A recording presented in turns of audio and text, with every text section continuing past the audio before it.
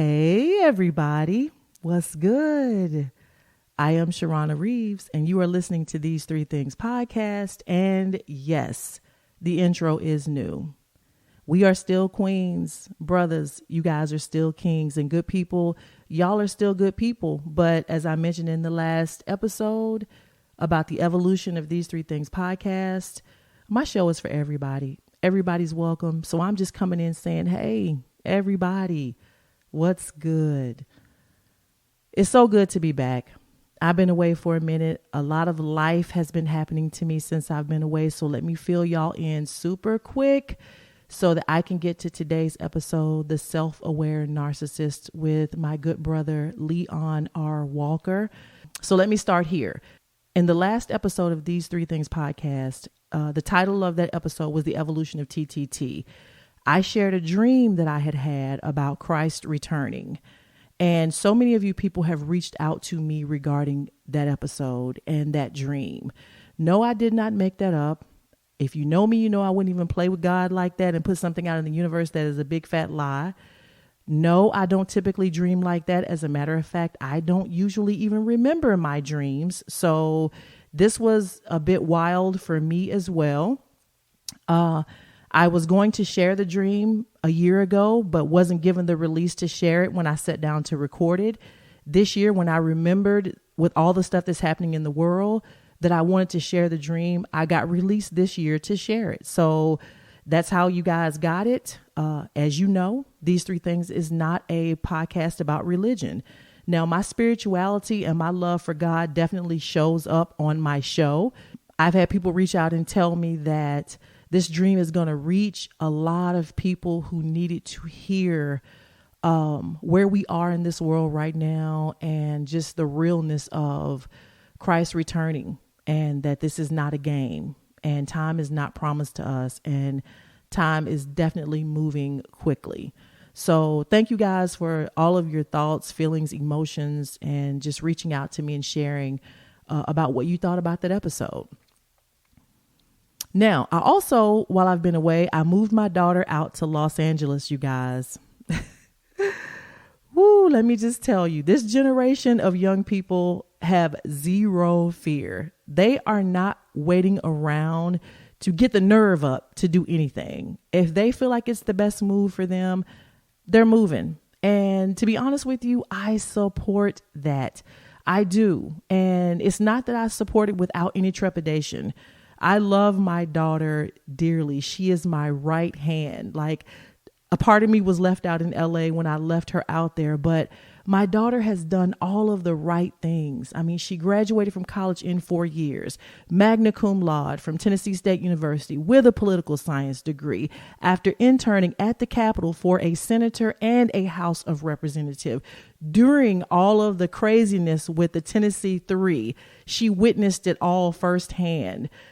This girl has a work ethic that's crazy, and she is an aspiring model. And she talked to a few people about going to New York out of college, and in the conversation with those who are already in the industry for what she wants to do in modeling, they said LA is the better scene for you. So she redirected, came to me about it, and I'm like, okay, let's do it. Now, I ain't gonna lie to y'all, I did slide down a wall like for a minute about her moving. Me and her dad slid down the wall. We were like, are you ready for this? Do you even know what you're doing? And she just shed her little tears and she was like, you guys, I got this.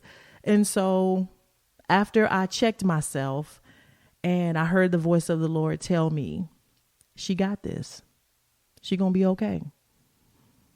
I let it go. And I know that she's in great hands, and I fully believe that all things are working together for her good out in Los Angeles. I keep her in prayers. And for all of my praying listeners, say a prayer for my baby girl, Kimora, when you pray that, you know, all of her dreams will be accomplished, because she truly does have the work ethic to see her dreams through. So I'm proud of you, Kim. All right. Let's see. What else? Y'all, while we was out in LA, me and my daughter waiting in a line to eat soul food at this place called Jazzy's Kitchen. Let me give a quick plug about Jazzy's Kitchen. Food amazing. It's a soul food restaurant. The food was amazing. amazing. The only beef that I would have is just the wait time to get your food.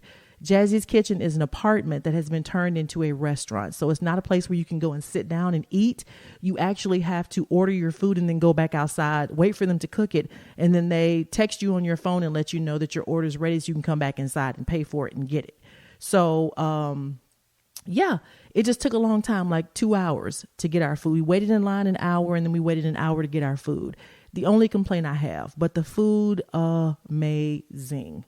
But while we're in line waiting for the food, all of us women who are in line and some guys too, we're all like talking about the Beyonce concert. And that's when I found out that Beyonce was performing in LA. Now, we were eating at Jazzy's Kitchen on Sunday and people were talking about how she had performed in LA on Friday. She had performed in LA on Saturday. She was taking Sunday off and then she was performing Monday, which was her birthday, September 4th. And I'm like, what? What are the chances that I would be in Los Angeles on Beyonce's birthday and she's performing in the Renaissance World Tour? I had to go, y'all. Now I'm going to just tell y'all, I did not run this by my financial advisor. He and I have been super focused on me being debt free by the end of 23, putting additional monies in my investments and just like getting things like tight across the board in finances. And I've been with him, y'all. I've been with him and I've been diligent and I've been about that life. But then this happened. And those of you who know me know I love Beyonce. So I got off track a little bit. I did not even let him know until after the fact, but I'm back on track. And so, you know, only Beyonce could make me go outside of the budget to, you know, see her perform. The show was amazing. Beyonce was amazing. Kendrick Lamar, Diana Ross, every celebrity you could think of, just grab one out of the sky. They were all there to see her perform. It was a beautiful night. The microphones messed up a little bit with Diana and Kendrick, but outside of that, it was a really great show. I'm happy that I went. I got a chance to see Beyonce in Nashville. The Nashville show was a completely different show than the LA show. But if you are a concert goer, you already know that some cities are just going to have a better show just because of the city it is in. Nashville's not going to get a 3-hour show. We got a 2-hour show in Nashville. The LA show was about 3:15. So, you know, you can only imagine. It was great. It was nice to see both shows. The Nashville show was amazing too. Don't get me wrong. Like nothing about the Nashville show made me feel like I was left without getting everything that I should have gotten from Beyonce. The LA show was just like, and here's a little more. So both shows were amazing. The Renaissance World Tour, if you've been, then you know, you get speechless, like you don't even know what to say. Okay, so let's get into today's episode, The Self-Aware Narcissist. If you have ever had any dealings with a narcissistic person, then you know that this disorder is toxic and it's demonic.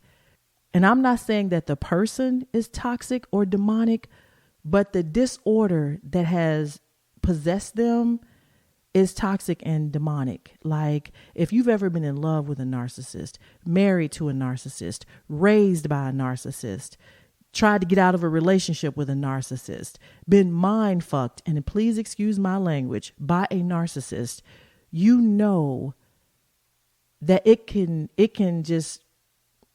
mess your life up. These people can mess your life up. And this good brother, Leon R. Walker, happened up on my YouTube page one day as I was scrolling through YouTube and I began to watch his videos. And he shares his life story, how his narcissistic personality disorder was formed. Most of the time, narcissistic people are made. We're not born into the world narcissistic. Something has happened in your life that has created this personality disorder. And after multiple therapies, which you'll hear Leon talk about in this episode, he was made aware of his narcissism and began to really try to break through and do something positive to make people more aware of this personality disorder, to make people be able to spot it better when you're dealing with someone who has a narcissistic personality disorder, and just trying to give back to that which he done to so many people. And I applaud him for that, because being a narcissist, most of the time, and everything that I've ever read about narcissism, is those people don't change. They are who they are. They are aware of the damage that they do to people, and they still continue to function that way. So for him to be willing to step outside of what is comfortable for him and share in such a way, I hope you guys take it in, and I hope that this will give you insight and wisdom on how to move with the narcissistic people in your life, how to separate yourself if that be the case, whatever you need to do. But without further ado, let's get into today's episode, The Self-Aware Narcissist, with Leon R. Walker. Enjoy. For almost a century, Scarrett Bennett Center's historic Gothic campus has been a choice location for dream weddings in Nashville.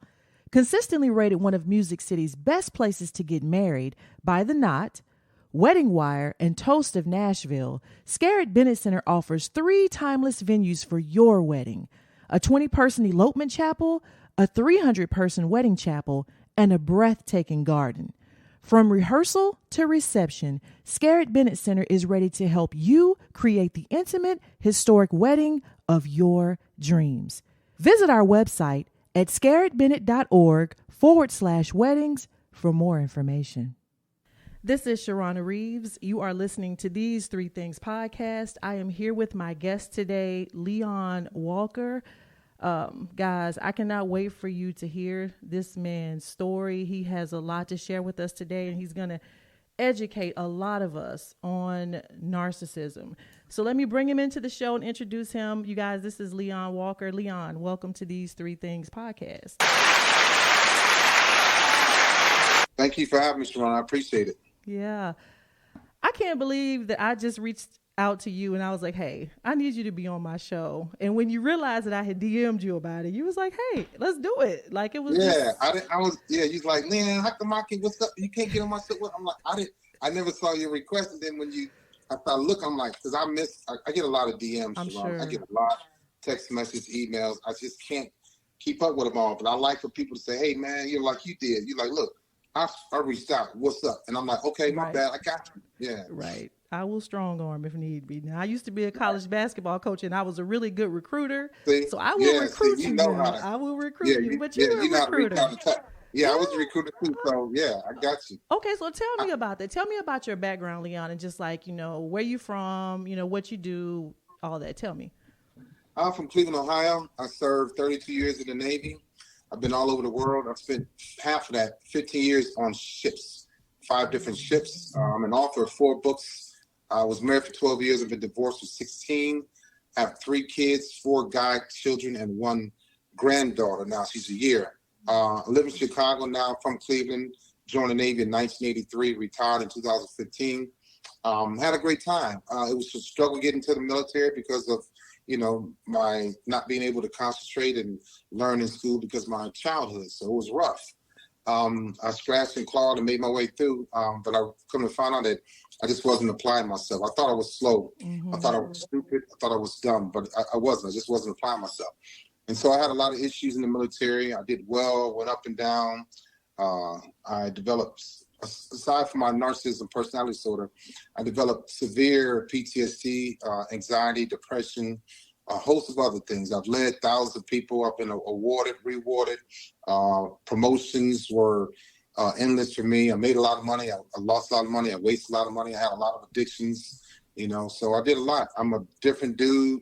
I've been around the world, literally, and now I'm back to help people. Yeah, that's good. The first thing that you said was you spent a lot of time on ships. Like, what is the mindset that it takes to be on a ship for the length of time and days that you are on a ship? Yeah, first of all, a black kid from the inner city, I could swim. So that part wasn't a problem, but just being on a ship and in the middle of the ocean where it's thousands of feet deep and 12-foot swells and thunderstorms and cold winds and high winds and wetness and salt and the ship rocking and rolling and tossing and turning and getting seasick. it was rough. But then I'm like a tough dude, but I wanted to become tougher, and so I stuck with it. You know, I was like, I want to be military, I want to be hard, I want to be rough, I want to impress my dad. But I just got used to it, and I fell in love with it. I fell in love with the structure. I fell in love with the discipline. I fell in love with, we made decent money. I fell in love with the women that I was encountering, the exotic women. I fell in love with the ports, different food, the culture, different people. So if I could do it all over again, I'd do it the same exact way. I wouldn't change anything. Wow, that's good. Listen, you and I can have, because now I want to talk about like recruiting in the military. Like we're going to get to like all the things, but just like talk to me about like what is like recruiting in the military and like how were you drawn to that part of it? Was that your main assignment as where you were recruiting? No. Okay. What happened, it was a white guy that I worked for. I was a navigator in the Navy, and one day we were on an O2 level topside, and he taught me a lot. And one day he walked up to me. He said, "You know what? With your personality, you should be a recruiter." But he didn't know that I had a personality disorder. He just saw that I was really overt, outgoing, outwardly social, energetic, like I am now. And he said, "You should go be a recruiter," because he had just come off of recruiting duty, but he was senior chief in the Navy. He's my leader. He was my boss. And he said, "You should go become a recruiter." And that was like the first time that I really had somebody to say, hey, they looked into my mind, my mindset, and it changed my life. It was for the better for me. It was for the betterment of my career. It helped me out. It hurt me a little because I wasn't doing the right things for the last 2 years of my recruiting duty, because I was started drinking a lot. I started womanizing a lot. I became very, very, very promiscuous. I became even more of a cheater. I cursed a lot. I was in the streets a lot. So I was like, kind of like thugged out as a Navy recruiter, but in the military, and at home. So it was like a gift and a curse. But that was one of the things that turned my life around, becoming a recruiter. I learned how to speak in front of groups of people. It made me find a new part of who I didn't know existed in me. And plus I was at home helping out my dad, my mother. It was good and bad. It was a beautiful time, though. It was a beautiful time. It was a rough time, a lot of ups and downs. But recruiting duty I got there by him saying, hey, you need to go be a recruiter. And I did it. I signed up. I struggled in school. It was a 7-week school, but I learned. But after I learned the recruiting sales pitch, I could talk to people. I could get in front of people. I could get people to join and be who I am.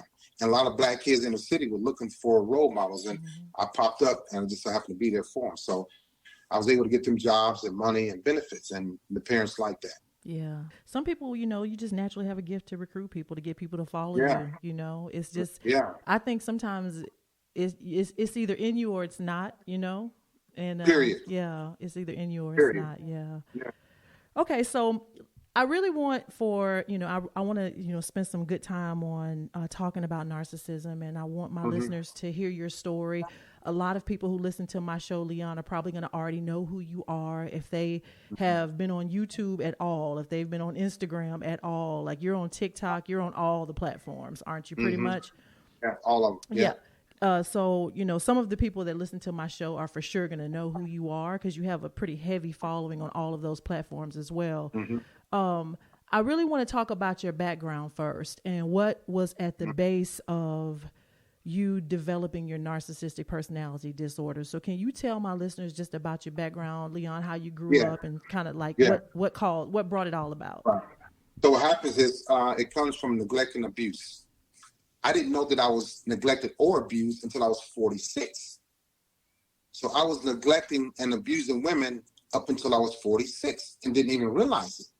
I was doing to them what was done to me from age 5 until 46. My awareness, that's why therapy is very important, because you get acute awareness from a psychotherapist, a psychiatrist, or psychologist, and I saw all three. I didn't even know what a psychotherapist was. So it comes from abuse and neglect. That's where it starts. I was molested at age 5 by my 2 cousins, female cousins. And then another third cousin, they just kept kissing on me they kissed me in my mouth for years. And every time I tell a story, I think more and more about it. But my female cousin molested me. I was in the 1st grade. I remember it like it happened yesterday. And then my brother started showing me porn. I was 7. Then by the time I turned 8, I was having sex with my babysitter, playing house. I was a father, had kids, you know, playing house, you go through all of that. And then between the ages of like 9 and 11, my uncle used to touch me all the time, put Vaseline on his hands and put his hands in my pants and fondle me. And I was scared. I didn't know what to do. He made me lay on top of him. There was never penetration, no clothes. Our clothes were on. But he used to grab me, get him up. You know, I could be on his back. I was small, you know. He would, yeah, so that's who it starts. And then I peed in the bed from kindergarten to 7th grade. Wetting the bed is a sign of abuse. I didn't even know that. So this came out in therapy. Prior to therapy, I knew what happened to me as a child, but I wasn't talking to anybody about it. But I was acting it out in my relationships. I was volatile, right? I was angry. I was aggressive. I was highly sexual. I was also highly functioning because I was suppressing those bad feelings and hurt feelings as a child. So I had to overcome that by being highly successful and highly functioning. Narcissistic people are highly functioning. Why? Because they're molested, abused, neglected. So they want to overcome that. Because when I was abused and molested, I was bullied. I was forgotten about. I was talked down to. I was called stupid, dumb. You'd never be anything. My teeth used to stick. I used to suck my thumb. I found out in therapy that I had an oral fixation problem. So my cousins kissed me. What happened? I want to become a kisser. I get in trouble for kissing girls and touching. I became a touchy-feely dude because I was touched on as a child, and I was felt on, and I was kissed. So what I do when I get older? Hey, girl, come here. Grab and touch it inappropriately, you know? I never got in trouble, but I never raped anybody. I never found little kids. I never abused, verbally abusive. I wasn't physically abusive.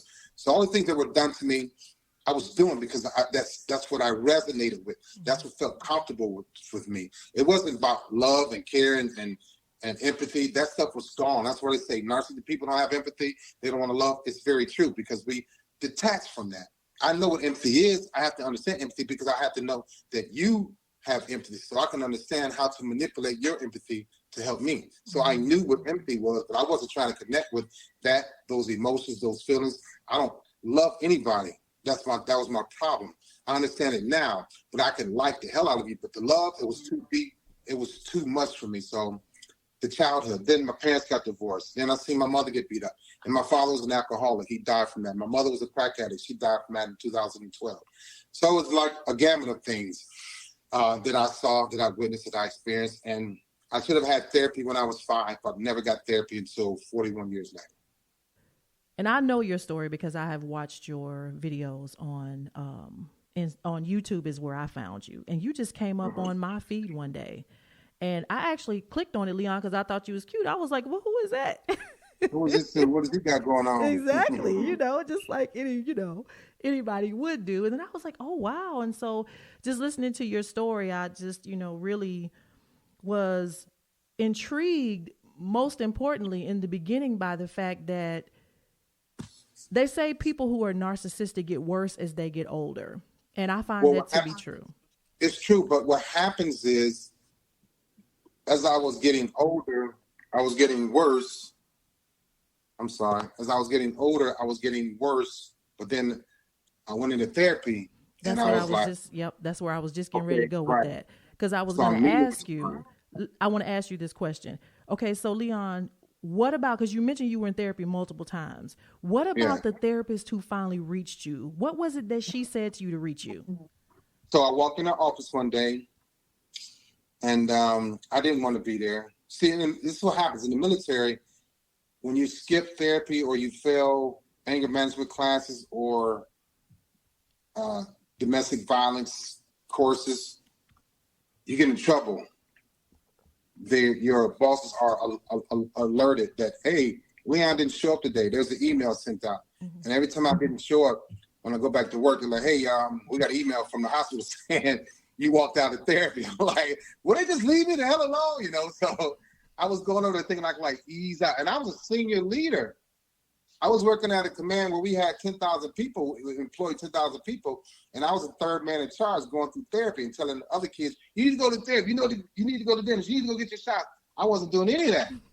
And so I would go over there and play hooky, come back to work and be like, hey man, the hospital called from the psych ward, you need to go back over there. I'm like, what? Yeah, so I went back over there and she's like, listen, I'm not gonna hurt you. I'm here to help you because you need help. and I really think that you need inpatient intensive care. And I was like, yikes. I'm saying, so lady, I don't even know you, you know, but so what happens is when you fill out the paperwork, this is flow for PTSD, you filling out paperwork, for NPD, filling out paperwork. There's questions and therapy and talking and all this. And they're looking at your numbers like, your numbers are off the chart, dude, you know, so we need to get you on in here. And I'm like, nah, because see, I was very successful in the military. Mm-hmm. I was getting promoted. I was making $120,000 a year from 06 to 15. Had all these girlfriends. I was like good. I was like the man on base. You know, had a lot of prestige, right? A lot of recognition, a lot of respect.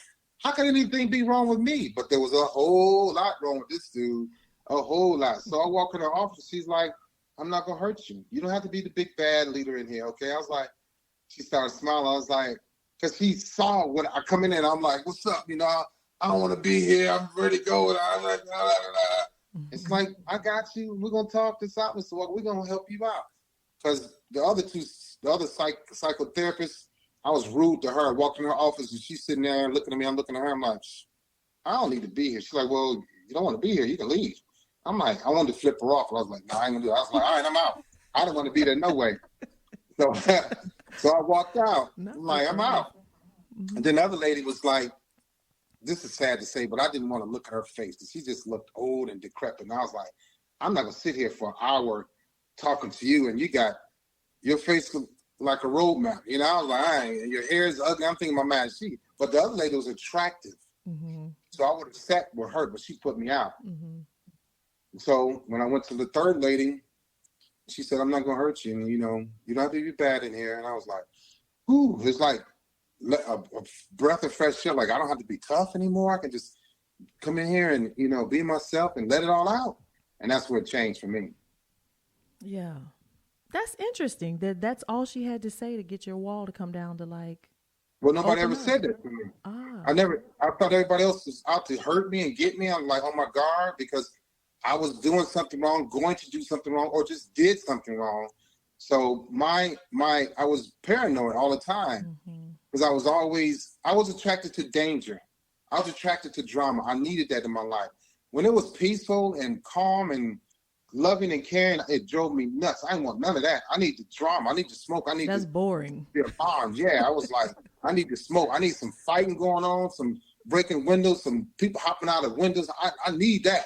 Car accidents. Because my ex-wife said every time we see something bad going on, you run towards it. Because if there was a car accident, I'm going to get out the car and go help. She said, you remember when you hopped out the car and went to help the lady? Said you came back to me and said her teeth was knocked out. I don't remember that because I react to danger. And it was a car accident. I ran to the lady, and I don't remember helping her out the car. I don't know, but I went back to my wife's car and said, what happened to me? I said, her teeth are knocked out. She's bleeding. So we called the ambulance. I don't even remember that. Mm-hmm. So I was always attracted to dangerous situations and volatile situations and drama and trauma and noise. That's the only way I could operate. When it was too calm, I'm like, it's boring. Even in a relationship, it was too nice, too peaceful. I don't like you. You don't have enough smoke in your life, you know? Yeah. So the therapist showed you compassion, which is really what you needed, was somebody to look beyond your actions and just give you some compassion. Yeah. You know, from the gate. That. Yeah. So you just brought her up, and I definitely was wanting to talk about your wife. Okay. So, you know, you have all this stuff that's going on inside of you. What made you get married? Man, that question right there, I get that every now and then. It's a good question. I didn't want anybody else to get her. When I met her, my friend introduced me to her. I'm like, man, at the time, Sharona, I was dating 4 women. Might have been 5. Mm-hmm. I was in recruiting. And Cleveland loves 2 things. They love athletes and military. Mm-hmm. So I was running rampant through women. I was drinking for free, eating for free for 2 straight years. I was there for 4 years. But in my 3rd year, my friend said, yo, man, I'm tired of you walking around here all crazy, man, with these old ghetto women, man. I got somebody for you. I was like, I'm cool, bro. I got a couple of women right now. I'm straight. I don't need no more. He's like, nah, man, when you meet her, you're going to drop them all. And I met her. I was like, oh, wow. She's pretty. She graduated from college. She don't have any kids. She don't smoke. She don't drink. So all the women I was dating had kids, had scars, gunshot wounds, were ex-dancers, dropped out of college. I was all about that. I'm like, yeah, this is what I like. Then I met somebody, my ex-wife, who was didn't drink, didn't smoke, didn't fight, didn't argue, didn't go out. I was like, maybe this is what I need in my life. I need some peace. And you know what? When I got with her, what I noticed that when I was dating all those women, I had a body odor.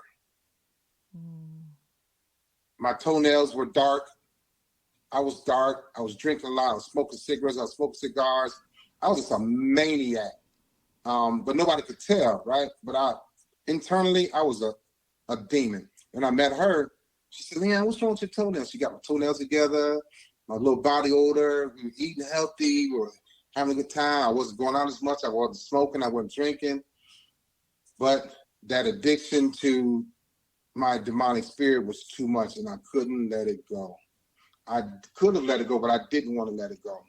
And so that demonic spirit came back, and I grabbed onto it, and it was either her or the demonic spirit. And so I tried to keep both. So the demonic spirit had me with 4 or 5 other women while I was engaged to her, and started cheating, just never let go of the streets, never let go of the devil. But I didn't want anybody to have her, because I'm like, she's a pure, good woman. I'm like, this woman, at the time I met her, she had only been with 2 guys. And we were like 28, 29. I'm like, man, all the other women had more bodies than I did. Yeah. And I'm like, I mean, combined, we probably had 200-300 bodies, all the women I was with. Yikes.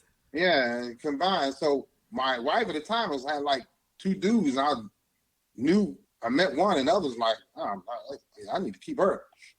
Couldn't do it. I couldn't. We got engaged and we got married. I just never stopped cheating, and we had 2 sons, and it's got worse. I didn't get better. I got worse. Progressively. How long were y'all married? 12 years, almost 12 years. 12 years. And so all 12 years you were unfaithful? You were cheating? And Oh, yeah. Yeah. And she was aware? Women know, because our sex was off. My pH balance was off. Hers was off. I never gave any diseases. There was no intimacy. She knew something was going on. Yeah. We just stayed married for the look, you know, for the kids, and it just wasn't there. You can tell when something's off in a relationship. Yeah. So let's talk about the kids. What do they think about what you're doing now? Like, what do they, when they, you know, obviously, you know, they know and they see, like, do they talk to you about it? No. They probably don't want to hear it. Like, my son just left. He got plans in me, but my daughter don't want to hear it. But my kids have some traits. Yeah. I know for a fact. I can't diagnose people, but they act like me. Yeah. And my ex-wife knows, and my daughter's mother knows. What type of father were you? Hands on, hands off, overbearing, too much, loud, verbally abusive, aggressive, selfish, self-centered, wanted all the attention, wanted to be the better parent. But I sucked as a dad for a great period of time. I did. And so my kids now, I have it bad. I'm like, why you ain't touch me, boy? What the hell you doing on? I ain't helping you. Like, I need to just chill out. I always try to live my life vicariously through my children. I thought that they should join the military and be a sailor of the year and be a recruit of the year and, you know, all these things. That's just not who they are. What are their ages, if you don't mind me asking? 23, 27, and 27. My daughter and son are the same age for a month or 2 because I cheated when I was engaged and got another woman pregnant. And so, yeah, so my daughter was born in 1995. My son was born in 1996. August, she was born in September. Mm-hmm. So, yeah, 23, 27, 27. My daughter's about to turn 28 next month. So the one that you have the best relationship with is your son that you were talking to earlier? Well, it's kind of, it shifts. So now, he and I fell out for a while, and he wouldn't talk to me. But now he lives with me. So it's cool. My oldest son, he and I he comes around. He's in California when we talk. He's cool. He's kind of like, has this distance away, but we think alike sometimes. We laugh, we get along. My daughter's just like me and my mom. And she kind of used me a while ago, and I got upset because my mother kind of used me the same way. And I'm like, like the love bomb. I'm like, how the hell you gonna love bomb me? I'm the one that did I'm the that. love bomber. How you gonna love bomb me? Yeah, how you gonna love bomb me? So she did it, but Right. my daughter understands me because we have that like the lack of empathy and that lack of love thing going on. It's like it is what it is. I see you, come over, Dad. Let's go eat. Let's talk, laugh, have fun. Okay, I understand. You understand. Hey, Dad, Mom's tripping. Why not? I get it. I understand. So yeah, it's kind of like it's a very serious balance in that because they're getting older and they have my traits, and I got to help them out with it as best as I can. Do you tell them that you see your traits in them? Yeah. Do they agree or disagree? They smile. They know. They feel it. They know already. You suggest it's like a smirk. Do you suggest that they should get therapy? Do you tell them that y'all need to? I haven't suggested that. I have to be careful because these kids will either shut down when you tell them that, or they'll go and then do what they have to do. But it's like if they were to be diagnosed with narcissistic personality disorder, it might be a badge of honor for these kids, not just mine, but kids around the world. Because like, yeah, I got NPD. Why? What's up? So what? Yeah. That means I ain't gotta love you. It means I don't care. That means don't cry around me. It's not that. But yeah, I had to be careful with saying that to them. So Leon, okay, so you said that you anything that was nice and peaceful and loving, you shied away from that was boring to you. So now that you are aware of all the things that you're aware of, is it still boring to you? Is that type of relationship still boring to you? No, it wouldn't be because I'm older now. I'm like more reserved now. My ex-wife was like, look at you. That ain't you. I mean, that was just like she would say, look, I see a big difference in you because if this had gone on over here, you'd be doing this. If somebody said this, you'd be doing that. So, yeah, it's like I wanted that peace before, but I didn't want the peace. I wanted to be active. I wanted to be social. I had to be active. I had to be social. I had to be in the know. I had to be in the middle. I had to be the ringleader, all of that. I needed all of that. But now it's like I'm tired of all of that. Leave me alone. But now people are like, no, this is what you want. This is what you're going to get. This is what you used to do. Yeah. And so now it's like, people think I get a lot of attention from these videos and all these follows. I'm like, I don't. I have a gift that was shown to me by my ex-girlfriend, given to me through God. And now that's what I pay attention to. That's what I work on. Okay. Helping people through I want to get to the girlfriend that brought you into coming out publicly and speaking about it. So don't let me forget about that. But right. I want to ask you this, Leon. So through all those years when you were just out here just moving chaotic, you was just moving, like you just couldn't sit down. You just, it was that demon, as you say, it was alive and kicking and you was with it. Did you know inwardly something ain't right about me, but I don't know how to fix this? Like, I don't know. I know. Talk about that. Yeah. But I ain't going to tell somebody, hey, man, Doug, let me holler at you, man. There's something wrong with me. Oh, no, Because you got to think, I don't want anybody to know that something's wrong with me. I want everybody to see me as the best navigator, the best Navy guy, sailor of the year, recruit of the year, ranked number 1. That's what y'all going to see. I can't let you see me in the corner like when I go to bed at night crying on my pillow like something's wrong with me. I can't get out. I can't stop cheating. I can't stop womanizing. I'm crazy. I can't love. I don't cry. I don't want people to cry around me. I can't stand when people cry. No. I ain't gonna see that. But yeah, I knew something was wrong with me as a kid. Yeah. But I didn't know what it was. It just got worse and worse. But I knew I had to create this guy that you see now, or before this guy, right? I had to become somebody because I learned how to box. I took karate. I played sports. I immersed myself in things that were bad, that were dangerous, that were hard, because I wanted to be tough. Because I knew deep down inside, I used to cry a lot. I got bullied. I was afraid to fight, all those things. So I'm like, I got to change this to, oh, no, I'm not going to go into the military and be a punk. And so the military just added about 3-4 layers of narcissism to me, And so I wanted that life. I wanted that lifestyle. I was all about the popularity. I was all about that smoke. But I knew what was wrong. I knew something was wrong. You knew something was wrong. And how did you think this was going to work out? Like, you thought this was just your lot in life? Like, this is me. This is who I am. Oh, this is it. This is who I am. This is it. You know what? I was afraid because people call my mother crazy. Mm-hmm. And then when I get diagnosed, I was like, am I crazy? I got scared. And so I started thinking differently. I was like, I used to feel like I was going to just break down one day and die. Mm-hmm. I felt like my brain was just going to stop because my mother started getting high and the only thing that kept her going was crack. And she was a functioning crack addict. And I would go home on leave and see her sleeping in basements and not having food and having the same clothes. I was like, and so I thought that I was just going to one day die. I was like, this is it. I'm looking at my mother. The difference between her and I is that I don't smoke crack. So I'm going to die, or I'm going to start smoking crack or heroin. I'm going to be addicted to something because I have a very addictive personality like my mother. And I have a very extreme personality like my dad. So I was always like engaged and overbearing and overpowering, like rah all the time. I'm like, I'm going to die or a woman's going to kill me. Yeah. I knew something. So August 13, 2013, I had a heart attack. At the gym, walking from the gym, like, this don't feel good. Went to work, sat down at work, got up, like, man, walked, got in my car, went to the field on base, started jogging, like, walked to the hospital on base. Hey, man, I need some help. And I have a hat on. He's like, hey, Master, you sweating? You okay? I'm like, man, my chest burning. Come on back. Gave me EKG. Hey, you just had a heart attack. We got to get you out of here. Lake Forest Hospital. Boom, 15 minutes away. Put me in an ambulance. I heard them, take him to Lake Forest Hospital. We don't have a cardiologist on the base. Get him out of here quick. Gave me a green pill under my mouth.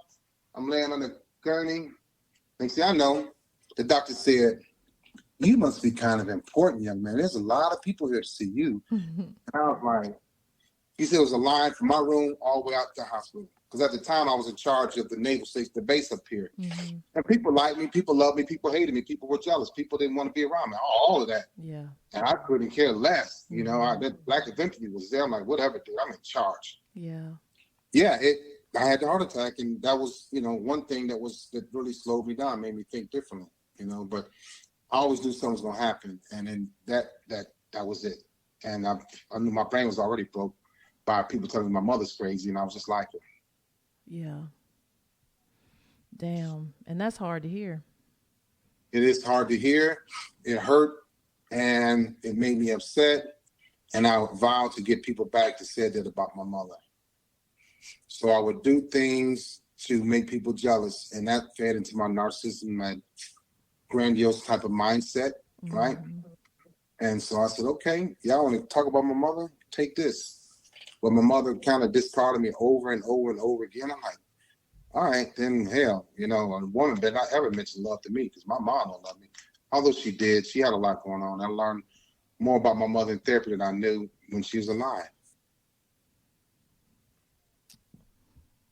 Do you look like your mom? I do. Yeah, I got her features. I look like both my parents, but yeah, people see pictures of my mom, they're like, man. Yeah, I do. So have you, obviously, to be in therapy and to have to talk to somebody about your aunts kissing on you and, I'm sure that was including like tongue kissing, like very intimate kissing. Yeah. Yeah. Mm-hmm. Yeah. I'm sure.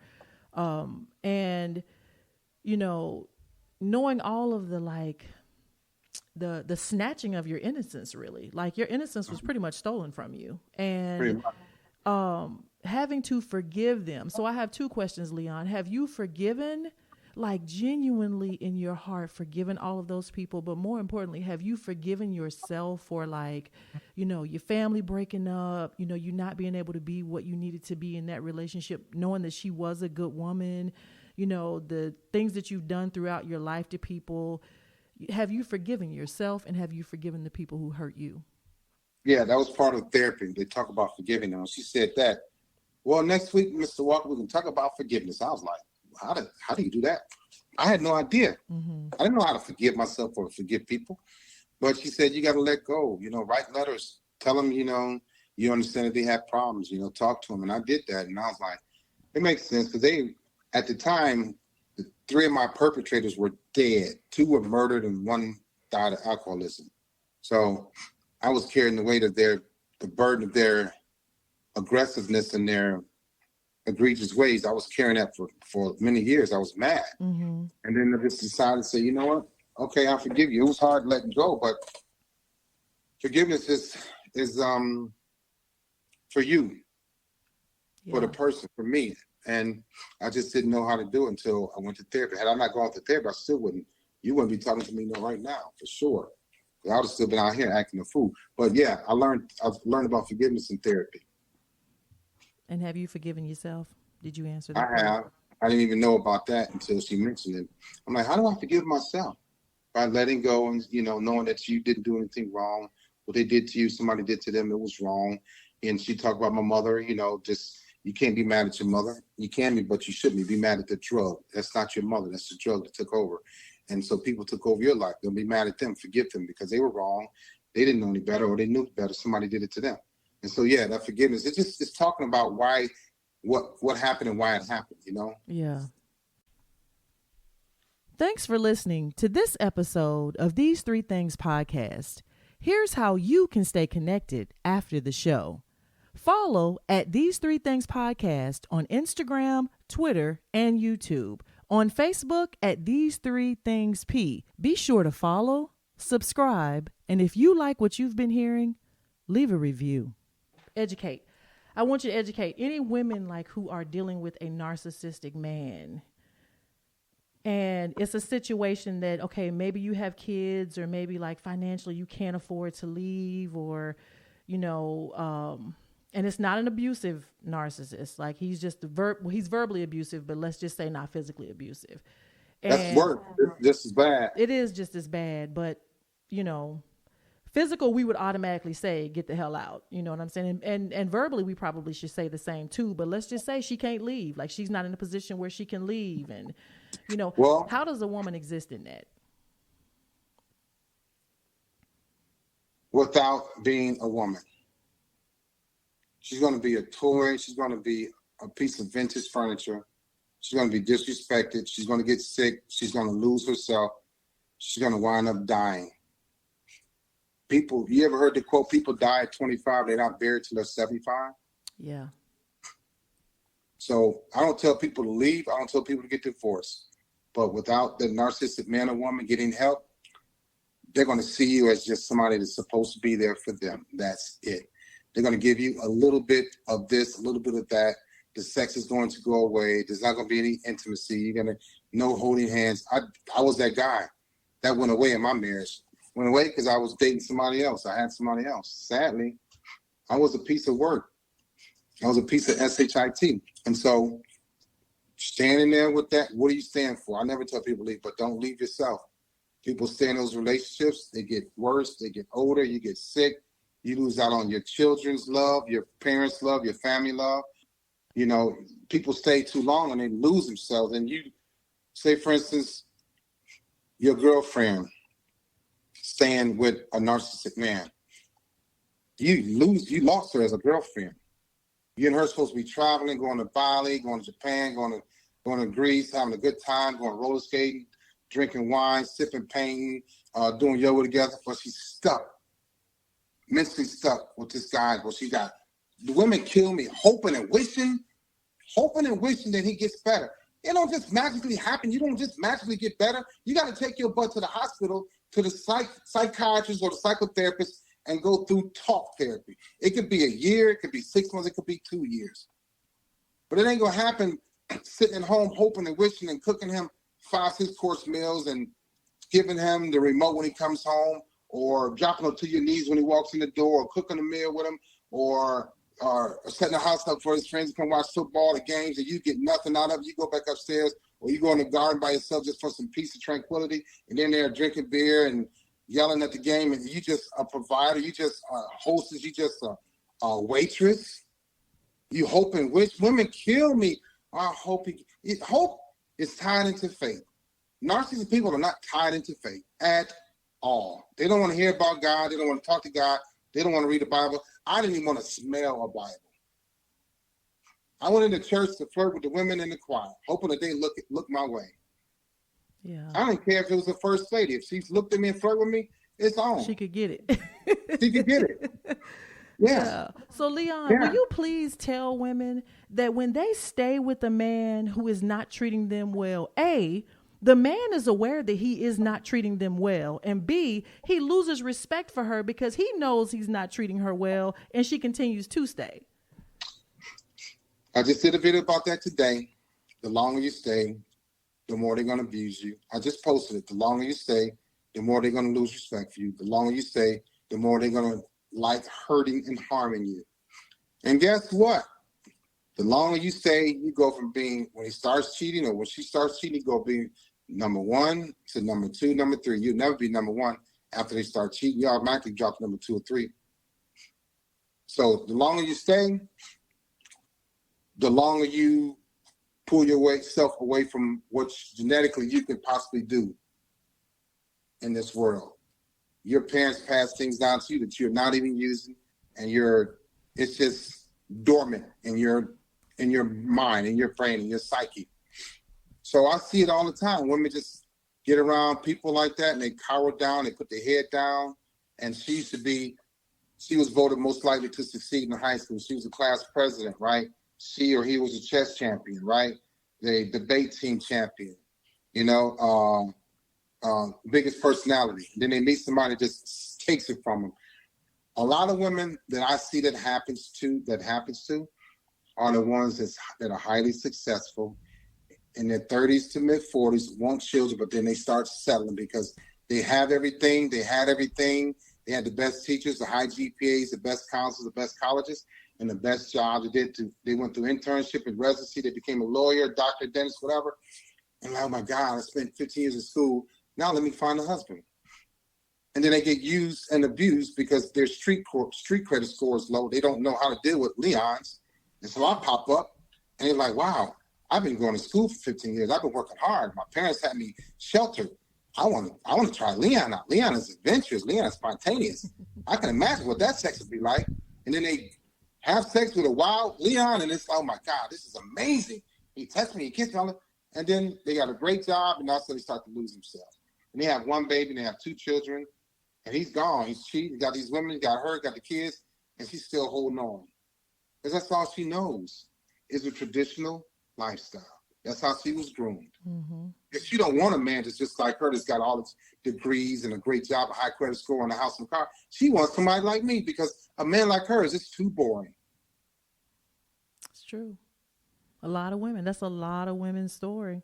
So we go from being in the relationship to finally getting enough strength, guy or girl, whichever one. And we leaving and we go no contact. Let's talk about no contact. And if you can really just touch on the value for those of my listeners who are in no contact right now, but struggling, like I want to call him or her so bad, like I miss them, and all the mental stuff. Talk about it. Yeah, that no contact, what happens is you're going to go through withdrawals. Because why? I become a drug to you. Because we have a connection. We have chemistry.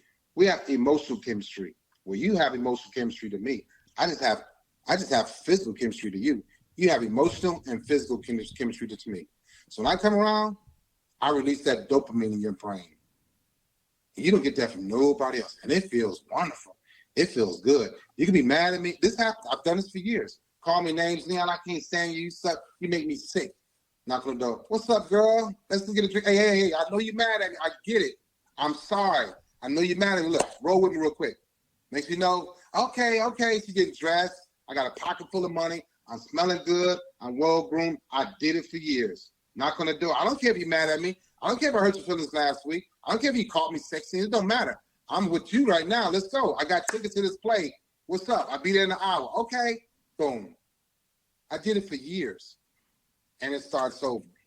And then you try to go no contact, but you're struggling. Because you are faithful, not me.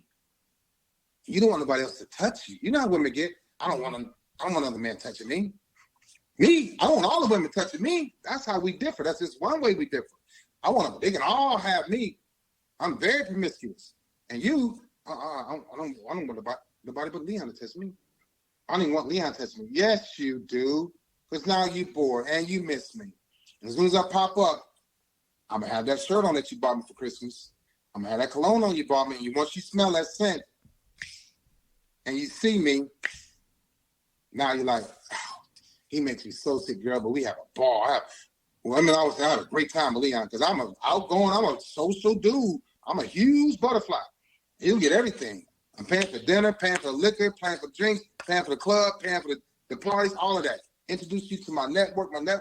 Everybody respect me. Everybody give me high fives, hugs. You like that. And so all of a sudden, you go no contact, and it's killing you. Because I'm going to post on social media. You're going to see me. I'm going to make sure you know I'm out here getting it in. I'm not in the bedroom curled up in the ball crying like you are. But you do it. Then I'll come by. I know when you're on your period. Look, hey, I'm going to drop off some chocolate. And I get, don't come over there. Look, I'll give it to your little son. Give it to your brother. Yo, man, give your sister this bag of chocolate. The best chocolate, Godiva, Lint chocolate. I know what to get. And after you come off your period, you're on fire. I'm going to pop up again. This chick yesterday called me a Jack in the Box. She said I always popped up. Like, yeah. I was like, man, that's kind of cruel. Like, nah, Leon, you was cruel. I'm like, I know. But yeah, I knew when to pop up. And so you off your period, you're ovulating now, your body's on fire. I'm gonna come around then. So that no contact is a struggle for you, not for me. Because if you go no struggle, go no contact with me, I'm gonna find somebody else to replace you. I'm addicted to you too. I'm addicted to the fun and the sex and all that. So I gotta get that. Just like with you're curled up in the balls in your bedroom and cry all day, not me. I'm gonna go replenish. So what happens if she goes no contact and she's staying no contact? I didn't like that. That happened to me. So that reverse no contact, I didn't even like talking about it, but we're going to talk about it. I hated that. Why? It's like, look, because it's like, so the first thing happens when you go no contact and you say no contact, the narcissistic mind, the person thinks that you're doing what they're doing. There's somebody else. You got to be seeing somebody else. You must be dating somebody else. I knew you weren't good. I knew you were cheating. No, I'm doing all that. But it's like, man, she's strong. I can't get to her no more. She's slipping away. She got somebody else. Even if she don't have anybody else, she's slipping away and I'm losing control. Because I'm addicted to you just like you're addicted to me. You never hear me say that to them. I would never say that. Women always say, I'm just so addicted to you. I'm like, yeah, I know. But inside I was like, girl, you have no idea. I'm addicted to you too, but I'm not going to tell you that. Ain't going to happen. But if you stick to the no contact, you win. You got to stick. You got to say something. Because when you do that, I'm coming back around. I'm going to skate by your job. I'm going to leave a note on your car window.